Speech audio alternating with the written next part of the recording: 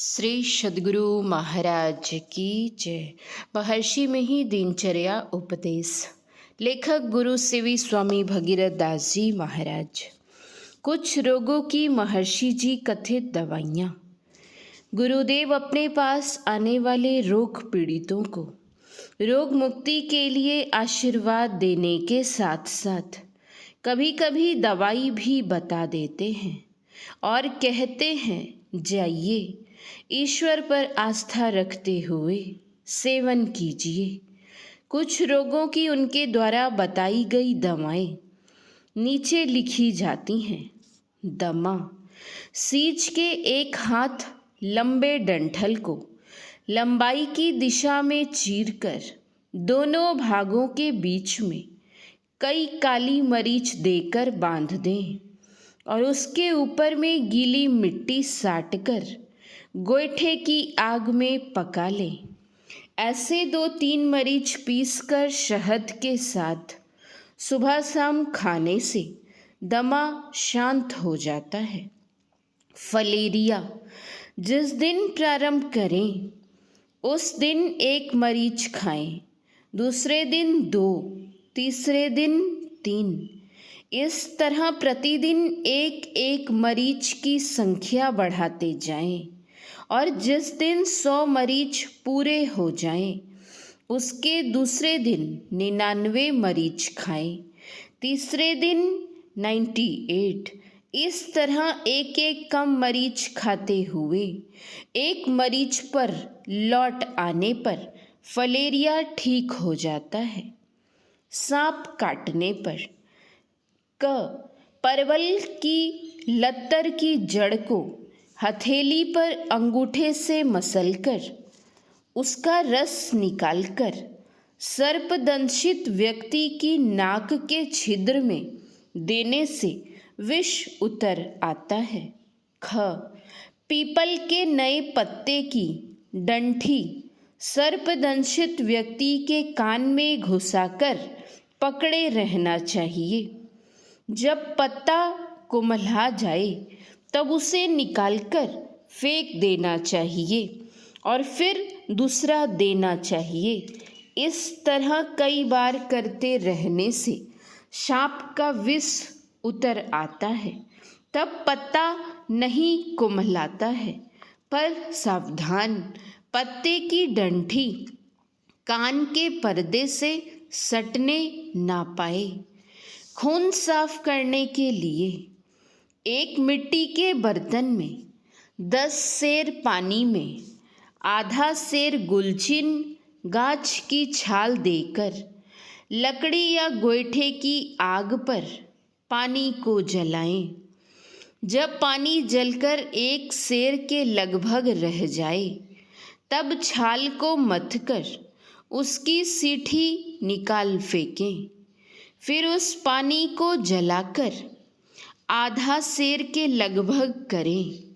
इस तरह बने काढ़े को ठंडा करके किसी बोतल में रख लें और सवेरे खाली पेट आधा चम्मच पिया करें। ऐसा करने से कुछ दिनों में खून साफ हो जाता है। खांसी, गुलचिन का काढ़ा बनाने की जो विधि ऊपर लिखी गई है उसी विधि से हर बाकस के पत्ते का काढ़ा बनाएं और सुबह शाम 1 चम्मच काढ़े के साथ आधे चम्मच शहद का सेवन करें। धातु विकार प्रातःकाल बरगद वृक्ष के नीचे जाएं और उसका दूध एक बताशे में भरकर खा लिया करें। प्रतिदिन सुबह लगातार 3 महीने तक ऐसा करने से धातु विकार दूर हो जाता है। पंचगुरिये को पीसकर गाय के दूध के साथ पीने से भी यह रोग मूल रूप से नष्ट हो जाता है। अनपच, गंगा नदी का मध्य धारा का जल ले आएं। उस जल के साथ कपूर मिलाकर सुबह शाम पीने से अन्न पचने लगता है।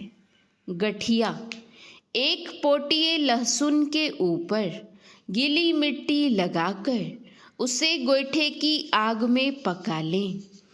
ऐसा एक एक लहसुन गुड़ या शहद मिलाकर सुबह शाम खाने से और साथ साथ ब्रह्मचर्य का पालन करने से गठिया रोग दूर हो जाता है। पेट की गड़बड़ी, पिपरमेंट की पत्तियां खाने से यह ठीक हो जाती है। पायरिया, नीम की दतुवन सुबह शाम करने से पायरिया रोग दूर हो जाता है। पेट का मीठा मीठा दर्द, 1/4 छटांक आदि को छोटे छोटे टुकड़े करके शाम में 1 छटांक पानी में उन्हें भीगने दें। सुबह उन टुकड़ों को खा लें और उसके पानी को भी पी लें। पेट और हाथ की जलन, शीशम के कुछ पत्तों को शाम में पानी में भीगने छोड़ दें। सवेरे उन पत्तों को मथकर निकाल फेंकें और पानी पी लें।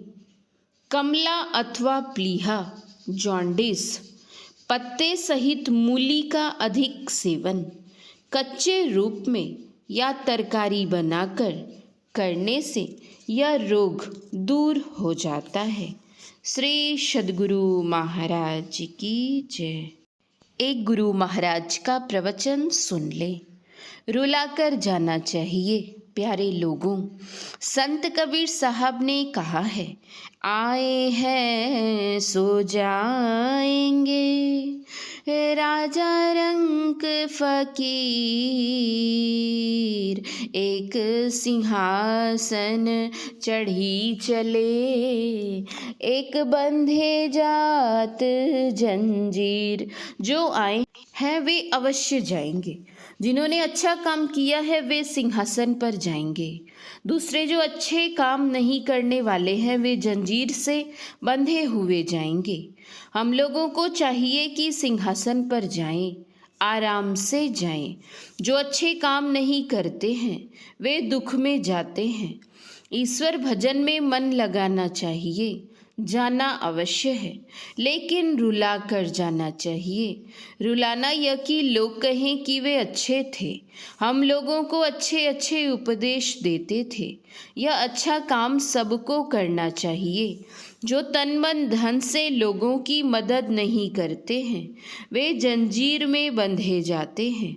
ऐसे लोगों को कोई अच्छा नहीं कहता। भाई बंधु कुटुंब परिवारा, राजा रैयत सकल पसारा, सातो स्वर्गहु केर निवासी, दिव्य देव सब अमित विलासी, कोई नहीं स्थिर सब ही बटोही, सत्य शांति एक स्थिर बोही, शांति रूप सर्वेश्वर जानो, शब्दातीत कही संत बखानो। महर्षि में ही पदावली। श्री सद्गुरु महाराज की जय। श्री सद्गुरु महाराज की जय। श्री सद्गुरु महाराज की जय। जय गुरु महाराज।